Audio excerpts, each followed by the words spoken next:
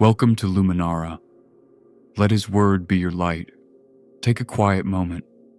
Set aside every distraction and allow your heart to rest in God's presence. Today we continue our journey through the book of Genesis, readings chapters 11 and 12.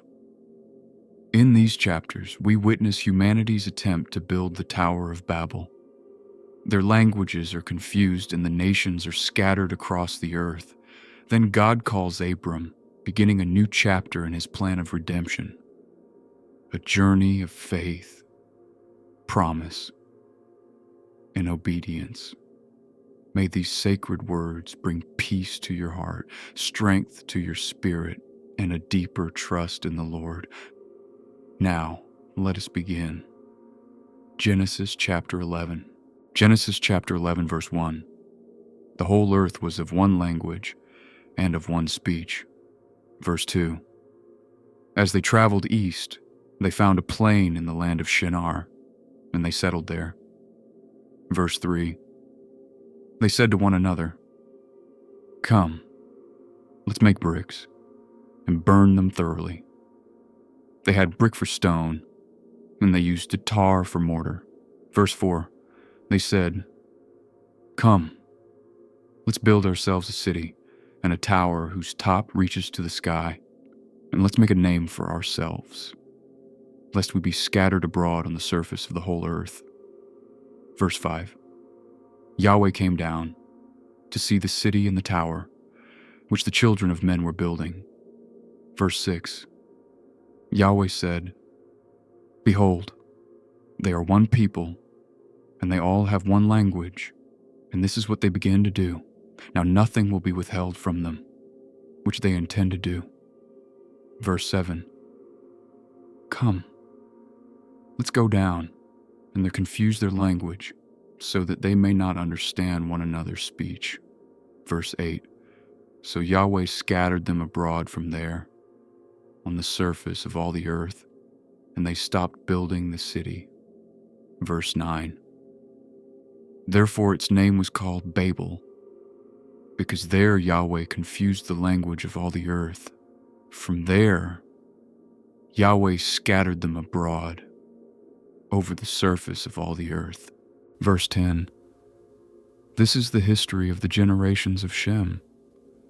Shem was 100 years old when he became the father of Arpachshad.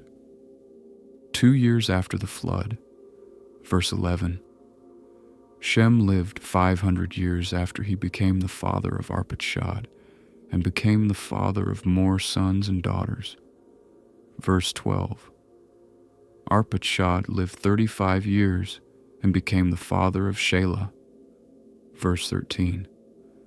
Arpachshad lived 403 years after he became the father of Shelah, and became the father of more sons and daughters. Verse 14. Shelah lived 30 years and became the father of Eber. Verse 15. Shelah lived 403 years after he became the father of Eber, and became the father of more sons and daughters. Verse 16. Eber lived 34 years and became the father of Peleg. Verse 17.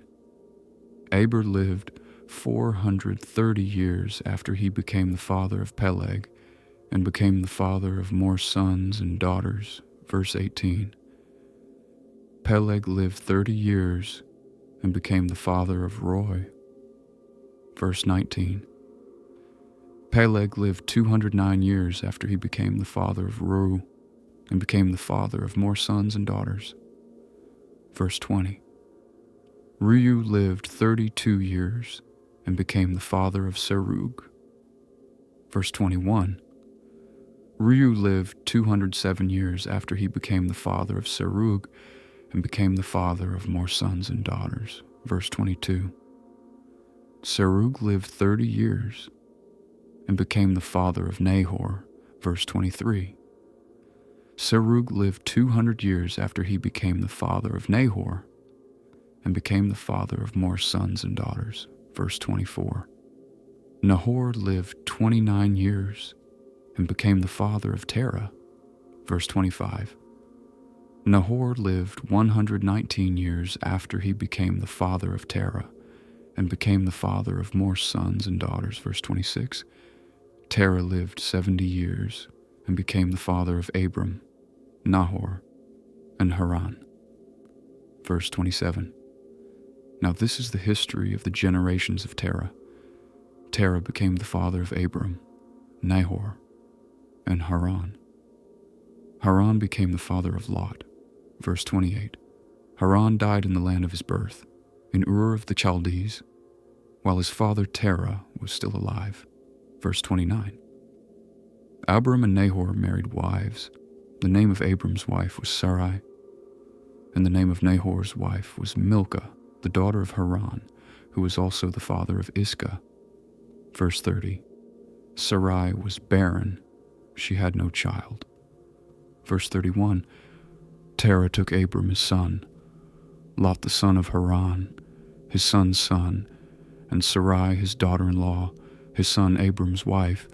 They went from Ur of the Chaldees to go into the land of Canaan. They came to Haran and lived there. Verse 32. The days of Terah were 205 years, and Terah died in Haran. Genesis chapter 12, verse 1. Now Yahweh said to Abram, "Leave your country, your relatives, and your father's house, and go to the land that I will show you." Verse 2. I will make of you a great nation. I will bless you and make your name great. You will be a blessing. Verse 3. I will bless those who bless you, and I will curse him who treats you with contempt. All the families of the earth will be blessed through you.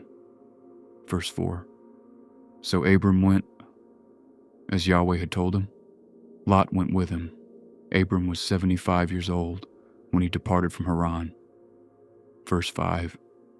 Abram took Sarai his wife, Lot his brother's son, all their possessions that they had gathered, and the people whom they had acquired in Haran. They set out for the land of Canaan, and they entered into the land of Canaan. Verse 6. Abram passed through the land to the place of Shechem, to the oak of Moreh.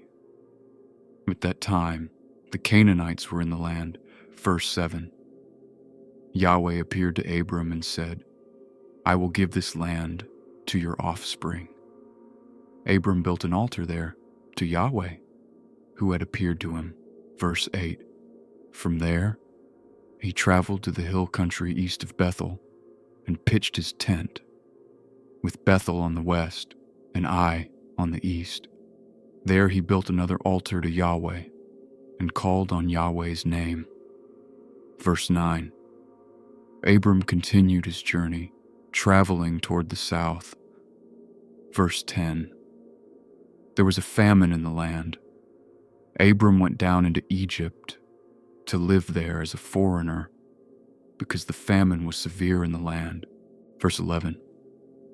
When Abram came near to enter Egypt, he said to Sarai his wife, See now, I know that you are a beautiful woman to look at.